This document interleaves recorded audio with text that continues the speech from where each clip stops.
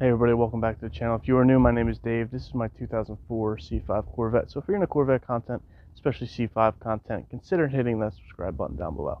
Now, a little over a week ago, it's probably actually close to 2 weeks ago now, I put a post up for a Q&A. The original intent for that Q&A was to clean the car prior to the Corvette Takeover that myself and Scott over at 512 Garage coordinated. But the problem was the weather wasn't cooperating with me that day. It rained all day, so I had no time to really even clean the car. So all I did was just give it a quick wash at like 7 o'clock at night. Obviously didn't have time for a Q&A. And then last week I was just crazy busy with work. So again, sorry I didn't have time to answer those questions. So today's video is to answer those Q&A questions. So let's get into it.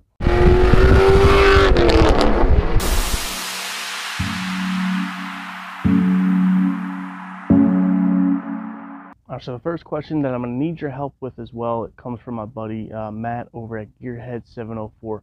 He asked, should he get a C5Z06, a C6Z06, or a C6ZR1? Now, to give a little bit of background about Matt and his channel, he's a Fox body guy. He does everything with Fox bodies.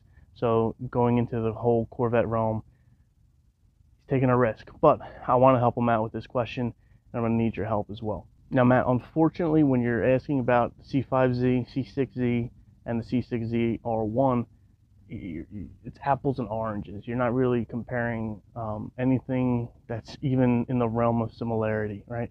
C5Z06, the 02 to 04 comes with 405 horsepower. The C6Z06 comes with 505, I believe. And then the C6ZR1 comes with I think 630 something. I forget the exact number. But again, C5Z06 is around 15 to 25 grand, depending on mileage and condition. C6Z06 is north of 30, and then the C6ZR1 is north of 50K. So obviously, all depends on what you're willing to spend. I think if you're going to keep the car for a few years, and you're just going to drive it and enjoy it, you're not going to lose much money if you go with a C5Z or a C6ZR1. I think the C6Z06s will still drop in price a little bit, but I think the C6ZR1, just because of, you know, the class that car is, the values on those aren't going to drop much. But second part of his question, he did mention that he wanted to cam it. So if and again, just watching Matt in his videos, he is willing to work on his car. So if you're willing to do that, Matt, I would go with like a C5Z06. I mean, for 405 horsepower out of the box, and for, like I said, 15 to maybe 20K for a decently mileage one, you can't beat that. You know, you're gonna save 15K, at least 15K, over a C6Z06, and you put a Pro Charger on that. Now you've already, you know, horsepower numbers, you're already over a C6Z06. In my personal opinion, between the C5 and the C6s, I think like a C6 was more of just an improvement over the C5, because a lot of the C5 and C6 parts were the same. You can interchange all the C6Z06 suspension components. I can put it in my base C5 with no problem. So, you know, a lot of those things that you're getting in the C6Z, obviously besides, you know, the bigger engine, which was an LS7 in the C6Z compared to the LS6 in the C5Z, you know, it's hard to beat a C5Z06 for the price, and the aftermarket is enormous on these cars. The sky's the limit when modifying a C5Z06. So I think if you're willing to mod the car, C5Z06 is the way to go. Because again, you're going to surpass the performance of a C6Z06, and you'll still be spending less money with the C5Z06. Now, if you don't want to mod the car at all, and you have the money for it, C6ZR1, I mean, like I said, you can drive that car around for a few years and you won't lose any money in depreciation. And of course, the middle ground, C6Z, it's, again, still a great performance bargain for the price. It just all depends if you like the C5 or the C6. I personally like the C5 better, but that's just me. A lot of people like the C6 better. Again, if you have an opinion for Matt on which route to go, leave that comment down below.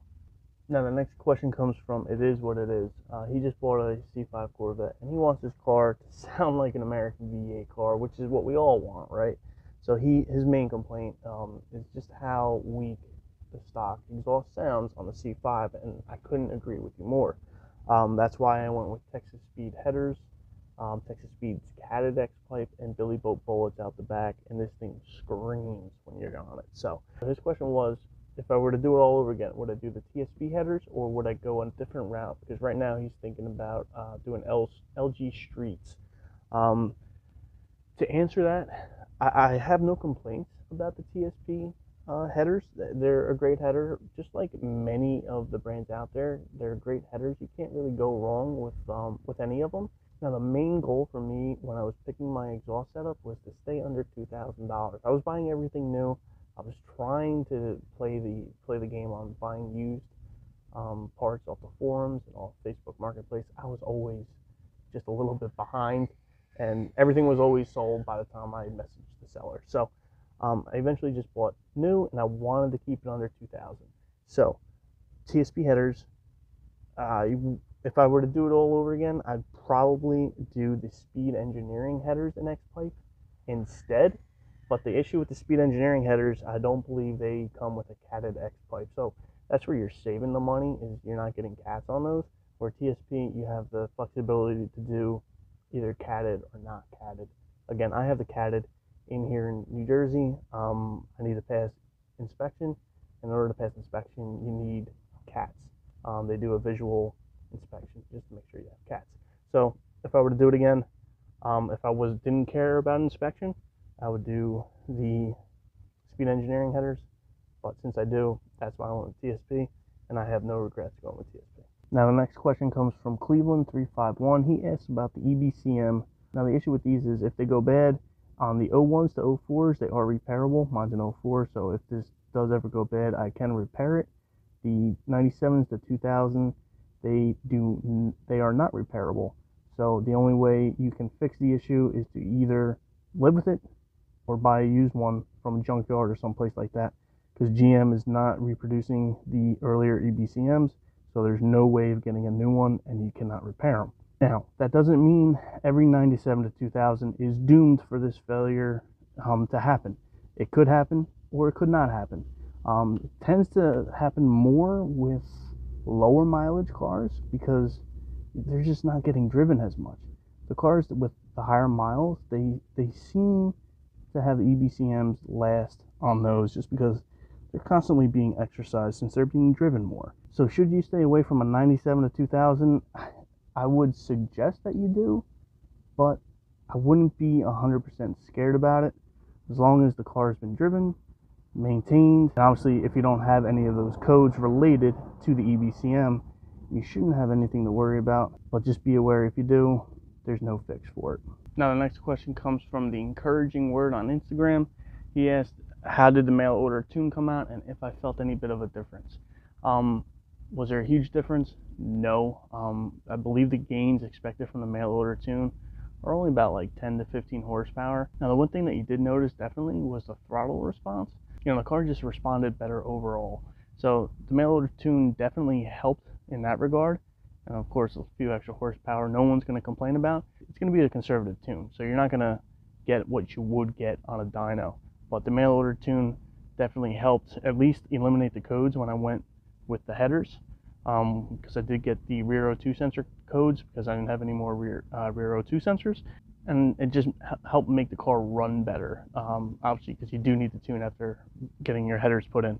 And then surprisingly, I did get a 1 mpg increase, which is awesome. No one's going to complain about that. These cars already get great gas mileage for a sports car, and when you improve it by 1 mpg, that's a win-win. But no, the difference wasn't crazy. But for $150, it's definitely a great investment, I think. Whether your car is stock or you just have mild, improvements like headers and exhaust. For something like that, I think it's a great option for those that don't want to spend, you know, north of $500 for a dyno tune. Now this goes into the next question from Peter Carey, known as PC. He wanted to know, you know, if I were to mod the car any further, where would I go to get it tuned? Now I have experience with ECS's mail order tune. Now ECS is half an hour, 40 minutes from me. And then I also have experience with CSP, Complete Street Performance. They're about 2 hours from me. But the reason why I went to them was because I was doing the cam install with my buddy Scott at 512 Garage. And when we did that cam install, he's about 15 minutes from them. So I figured, you know, I didn't want to drive too far without the car tuned, even though there wouldn't have been an issue. I figured I'd just go get it tuned from them since they were nice and close. And, you know, Andrew has a good channel, and he's renowned for doing good work on Corvettes. And I've heard nothing but good things about him. And I will say that he was great that day. Obviously, they build, you know, crazy builds. So just a cam exhaust car isn't something that they, you know, they would drool over. But he took the time, did everything that he would normally do on the dyno. We went out on the street. He explained a lot of things to me. He was showing me all the curves, all the lines, you know, on the HP tuners, just showing that the car is running great. And he talked me through a lot of stuff. So he did take the time to explain everything to me and to ensure that it was going well.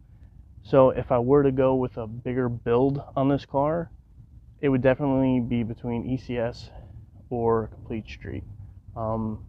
Now, if I do that work here in New Jersey, it would probably go to East Coast Supercharging. But if I did it out in PA, I'd probably go to Complete Street. And the next question comes from C5 Batmobile TV. He asks, in a previous video, I mentioned that I would get my trans built, put a converter in, and do all that. So he wanted to know, would I get my trans built, or would I just buy like an RPM, you know, stage trans? And the answer would be I'd probably get this one built for two reasons. One, I just don't want extra junk around the house, so I'd get this one built. And I'd probably go down to K-Hall Performance in Delaware. They're probably, what, like an hour and a half from me. So I would just pull the trans out of this, go down to them, hopefully coordinate it where that I can bring it in the morning. They can build it for me, and then I can bring it home the same day, just so I don't have to worry about shipping. So that's what I would do with this transmission. And K-Hall Performance has a great reputation for building awesome 4L60s that will withstand, you know, whatever you throw at it. Now, my build isn't anything crazy. Maybe the only thing I'd do after this would be a Pro Charger, and that's maybe. I probably won't, but you never know. So I would get the trans built to at least handle that power. You know, so Pro Charger. I will be doing heads, but heads over what I have now. Yeah, it's an increase, but it's not like earth-shattering increase like a Pro Charger would be. So I would just get a trans built for about 600 horsepower-ish, and that should handle me for whatever mods I want to do to the car. Then the second part of this question is, will I get an upgraded radiator, or would I add an external cooler for the trans? That I haven't thought about. That's a good question. I guess we'll see when the time comes, but I'd probably just go with an external cooler. But I mean, we'll see. I like to do things, obviously cost-effective solutions. I don't want to, you know, do too much work that would cost too much money. So I have to look into it more to give you a better answer, but I'll probably lean towards external cooler. Now the next string of questions comes from DatGumify on Instagram. He asks, what is the ultimate build for this car, and when will it be done? So the things that I still have planned are C6Z06 shocks, C6Z51 sway bars. We're going to be replacing the LS1 heads with 243 heads out of the C5Z06, so the LS6 heads, which are 243s. I want to do some type of front splitter, some type of side skirt, whether it's C7 carbon or somebody else, but I'm leaning C7 carbon for now. For wheels, I want to change the wheels out. I'm leaning C6ZR1 wheels for right now. Repros, not the actual C6Z01 wheels, but the ones that would fit on this car. But we would go 19 rear, 18 front for those. Performance wise, like I said, just 243 heads, and if I ever did need it, maybe a Pro Charger, but the Pro Charger is a big maybe. May not ever do that, but definitely 243 heads, and performance wise she would be done for a while. Then it's just those aesthetic things and the few suspension tweaks, and then this car would be done. As far as time frame for all that, hopefully by next spring. That would be awesome if I can do all that by next spring, but we'll see what happens with life and everything else. I do have a baby on the way, so don't know. And then the next string of questions that he asked was, what wax or sealant do I use? Currently I am using P&S Bead Maker, which is some great stuff. Super happy with it. It's so slick when you put it on. Water beads like crazy on this when you use Bead Maker. So that's something I would definitely recommend. It's spray sealant, essentially, is what it is, and it works great. So that's what I use on here now, is just Bead Maker. Another one of his questions was, would I ever put a coating on this car? Now, eventually, hopefully, I move one of these days, and this car will no longer be out in the elements, and it would be in a garage. So when that day comes, yes, I do plan on coating the car, but until then, no. Just because I feel like one to do the coating right, you really need to be inside somewhere. So yes, I can borrow someone's garage to do that, but it's outside. I don't see the point in coating it if it's just going to sit outside all the time, at least for me. I know, some people do coat their daily drivers, and that's fine, but if I'm going to put the time in and I want this thing to look good, I'm going to wait until I have a garage. So no, I do not plan on coating this right away, but hopefully, like I said, when I move and I get a garage, then I'll coat it.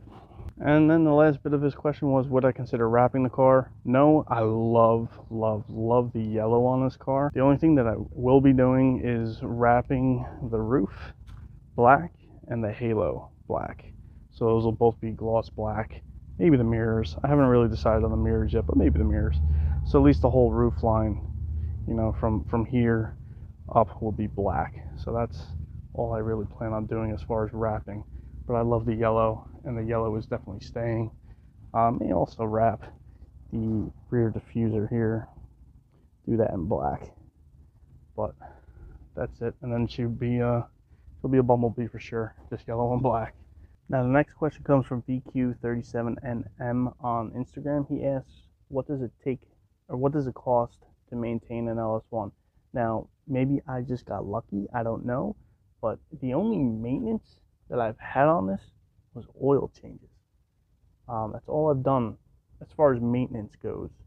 Now, the cars are 16 plus years old, so I would do like an entire tune-up on the car, right? So I would do oil change, which, you go get, which only takes 7 quarts of oil. So you go to Walmart, get like 2 5-quart jugs, that's $50 for 2, and you'll have some left over for the next oil change, and an oil filter, which is what, $10 or so.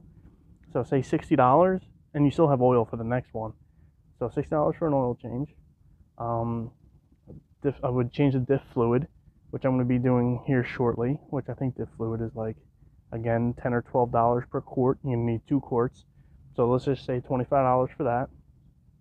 I would replace the spark plugs and wires. I would go with GM Performance wires. That's what I did. I forget what they cost. Maybe around like $80 for the wires. And the plugs, I went with Iridium plugs. They're AC Delco Iridiums.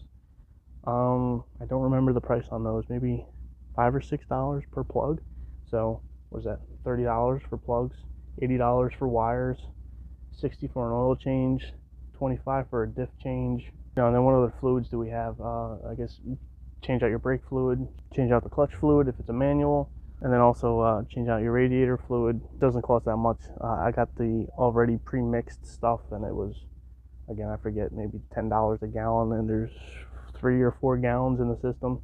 So I mean, it's not a heck of a lot of money if you buy a decently maintained clean one. Now if you have to do other things, of course, things cost money, but as far as just preventative maintenance, you change all those fluids out and wires and plugs, if you can do it all yourself and not go anywhere to do it, maybe what, 200, 250 bucks, which isn't bad. And then you're good to go for a while. I mean, you got to change your oil every year, but other than that, the car should be running perfect. All right, now we're coming down the home stretch. Only a handful of questions left. So if you like this video so far, don't forget to give it a thumbs up. The next round of questions comes from my buddy Trevor over at Arctic Vet. He has a YouTube channel as well. He wants to know why a Corvette. String of questions, but first one is why a Corvette. I will go into this in depth with another video as to exactly dial it down as to why I chose a Corvette. But it pretty much goes back to when I was 7, 8 years old. A buddy of mine, his mom was a in-home daycare teacher, I guess you can call her.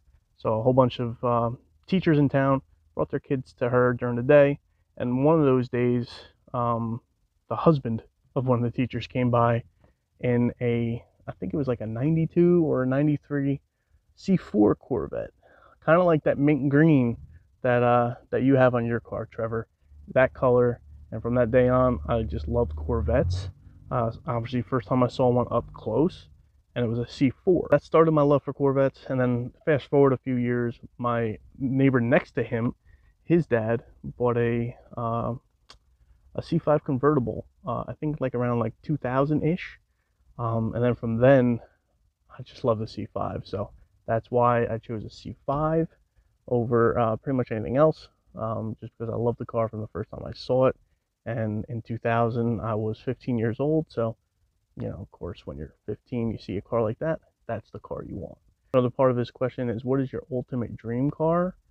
I guess a Corvette was my attainable car, I guess you could say it, right? They're not super expensive, especially a C5. You can get a C5 for under 10 grand if you really wanted to get one.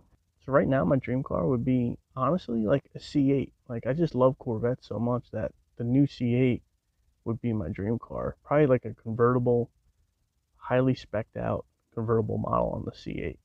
I just love them. For those that know me personally, I'm very frugal with my money, so I don't spend a lot of money on things. So I like to save up and do all those things and spend wisely.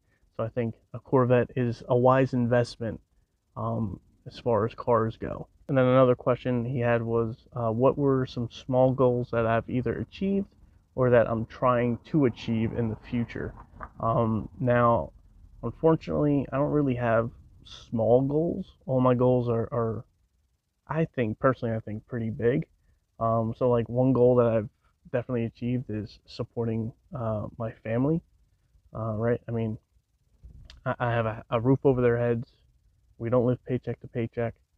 You know, if I did lose my job today, we'd be fine, and I can go find another job because I work in that type of industry where I could go get another job. So providing for my family is probably the ultimate #1 goal of like any guy out there that is starting a family, is he wants to support his family. And then I guess looking forward to the future is I want to retire at like a decent age. I don't want to work into my 60s. I'd rather retire before I'm 60 so that I can still enjoy life while I still have my health. Because you never know what's really going to happen.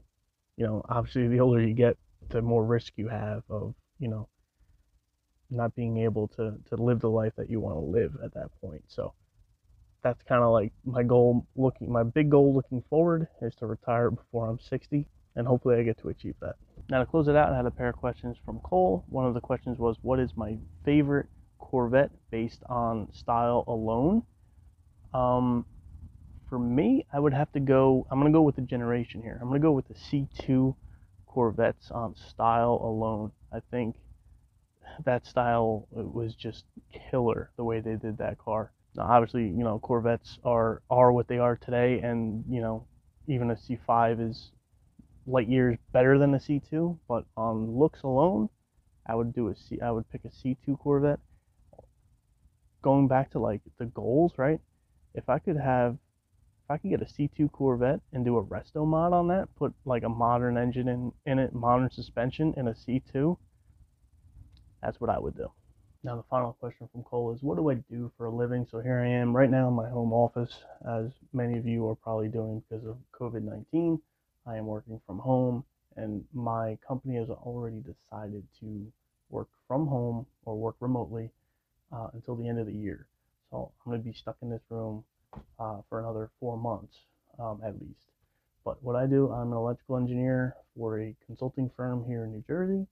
We do anything from solar farms, whether it's big megawatt solar farms or it's smaller rooftop solar farms for commercial properties. We don't do any residential stuff. Everything's commercial or industrial. So I do again, anything industrial with power systems. I don't do any like little circuit stuff, which is mainly what I went to college for. But when I came out of college, I kind of liked power engineering better. So that's kind of the field that I went into. I went into more power engineering than like little electronics engineering. So to continue with that, my company does a lot of sewage pump stations, water systems, building systems, again, for whether it's commercial building, industrial building. We design the entire electrical infrastructure within that space. So that's kind of what I do. I'm in this code book all the time. This is the NEC book.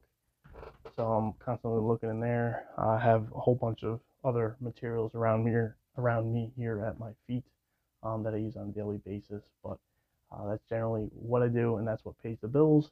YouTube is obviously just something that I do for fun. I do make money on YouTube, but it's not a lot of money. So that's what pays the bills, and that's what puts food on the table and helps support my family. So one last thing before we go, I just want to let everybody know that myself and Scott at 512 Garage have coordinated the next Corvette Takeover. We are calling this Corvette Takeover round number 2, because first time we had 150 Corvettes show up. So we are going to do it again. With all this COVID going on, a lot of shows are being canceled. One of my favorite shows was the Ocean City, New Jersey show. I know there's one in Ocean City, Maryland as well, but I always went to the Ocean City, New Jersey one just because it's closer. That was a great show on the boardwalk, 300 plus Corvettes. That show was canceled, so I was super bummed to hear that. So I still want to get everybody together. Hopefully everybody that would have normally went to that show could come hang out with us over at Hamilton Tap and Grill. We're going to do that one again. They have a huge parking lot. They can fit over 100 cars. So that's what we're going to do. And the date is September 13th from 12 to 4. So if you're in the area and you want to come hang out with myself, Scott, and a whole bunch of other Corvette owners, come hang out for the day. It's a great time, and I know you're going to enjoy yourself. All right, so if you like this video, don't forget to give me a thumbs up. And if you haven't done so already, please subscribe. Thank you, and have a great day.